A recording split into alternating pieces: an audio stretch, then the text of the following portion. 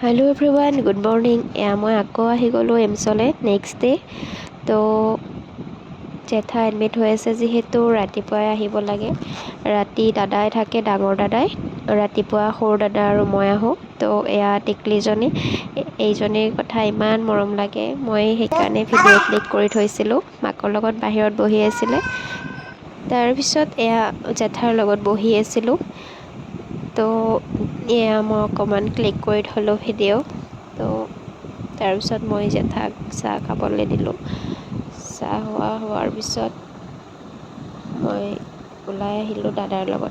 এয়া আহিয়েই ফাৰ্মাচীত সোমালোঁ। দিনতে ফাৰ্মাচীৰ পৰা কিবা কিবি নিছিলোঁ, কিবা বেলেগ দি দিছে সিহঁতে, মিলা নাই। তো চেঞ্জ কৰিবৰ কাৰণে সোমাই লৈ মেলি মোক দাদাই থ'বলৈ গৈ আছে। আকৌ আহিব দাদাই।